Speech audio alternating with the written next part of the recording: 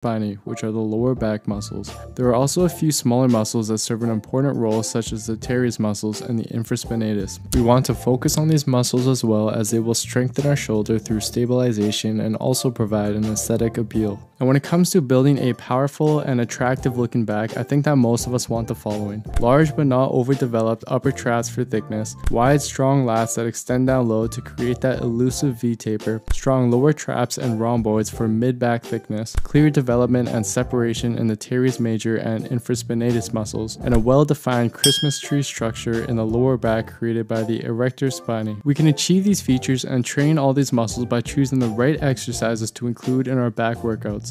In this video, I'm going to go through a back workout consisting of 5 of the best back building exercises based on current scientific literature and our anatomical understanding of the back muscles. Now, before we get started on the exercises, I want to briefly talk about muscle activation.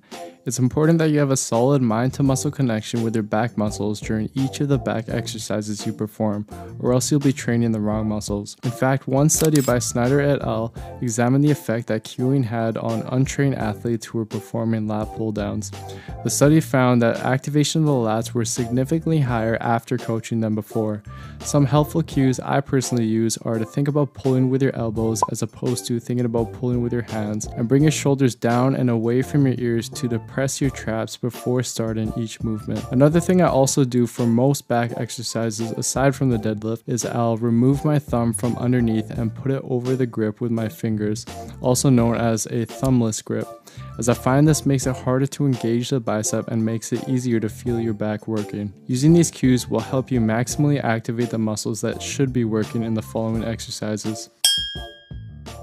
If deadlifts currently aren't somewhere in your lifting routine, then I highly suggest you start doing them. It's a great compound movement to target pretty much all of your upper and lower back muscles, which will add more width and depth to your back and help you get that Christmas tree shape. And it also works several lower body muscles. In addition to the large hormonal response this exercise elicits when compared to isolation exercises, it's also very easy to progressively overload this exercise with weight, given that you're doing the exercise with proper form, which of course is essential. And although I'm not going to explain how to perform the deadlift properly in this video, I highly recommend you do a little bit of research as to the proper way to do them before trying it out. I personally prefer including deadlifts on my back day as opposed to my leg day, and I suggest starting with this exercise first during your workout, as it's a very energy demanding exercise. This is probably my favorite back exercise for several reasons.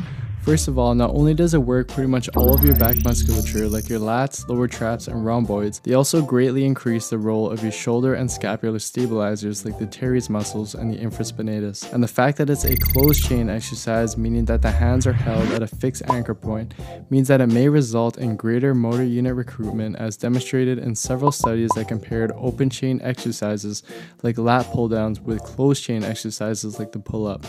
Now, as for whether you should do pull-ups or chin-ups, research such as this study by Udis et al. Tends to show that both pull-ups and chin-ups provided equal lat activation. However, this same study showed that the lower traps and infraspinatus had greater activation in the pull-up when compared to the chin-up, whereas the chin-up had greater pectoralis major and biceps brachii activation. Given that we are focusing on maximizing back growth, pull-ups seem like the better option for this reason.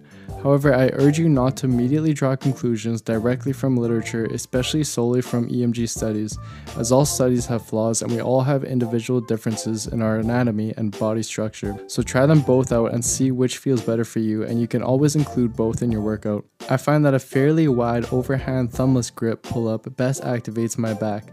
And as for progressive overload, once you can comfortably perform 10 to 12 clean reps of a bodyweight pull-up, I suggest starting to gradually add weight by using a weight belt or holding a dumbbell between your feet in order to continuously get stronger in this exercise. And if you're currently unable to do a pull-up, I suggest using an assisted pull-up machine and focusing on negatives until you build the strength to do bodyweight pull-ups.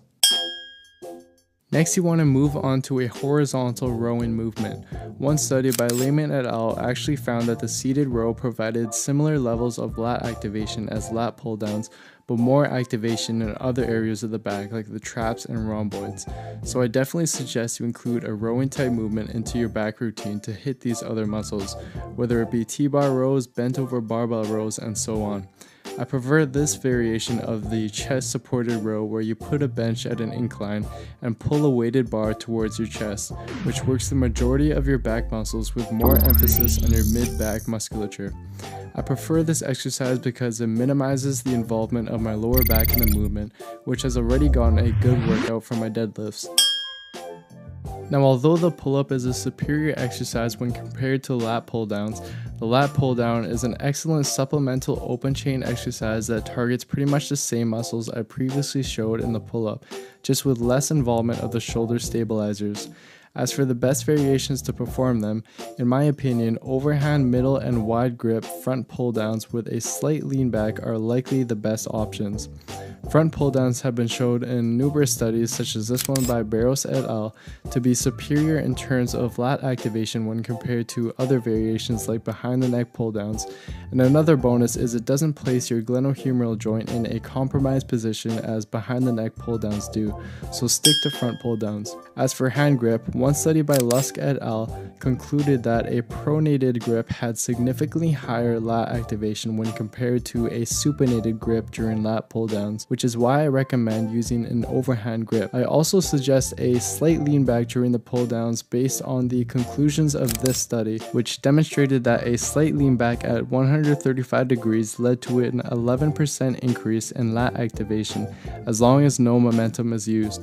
So a slight lean back may be optimal, but you don't want to be swinging every rep. As for grip width, this study by Anderson et al. Examined the activation of various back muscles using 3 different grip widths: narrow, medium, and wide. The researchers concluded that the 3 different widths exhibited very similar lat activation, but the biceps were most activated with the middle grip, and in addition, subjects were able to lift the most weight with the middle grip. However, the same study also showed that during the eccentric portion of the movement, the infraspinatus, one of our rotator cuffs, was better activated during the wide grip. And given that a wider grip will also involve more of your teres major muscle due to its anatomical position and function, I think we can conclude that using a combination of both the middle and wide grip is best in terms of back training, as opposed to just sticking to one grip width. This last exercise is something I highly suggest you add into your back training routine. They're called scapular pull-ups and mainly strengthen your lower traps while helping with your scapular stability and keeping your shoulders healthy. You simply want to hang from a bar, depress your shoulders down and away from your ears, and pull your body up without allowing your elbows to bend. As you get stronger with this exercise, you can always progress it by using a weight belt, or alternatively, perform the exercise on your knees and use the handles on a cable machine. So to wrap this all up, here's a sample workout you can do using the 5 exercises I discussed.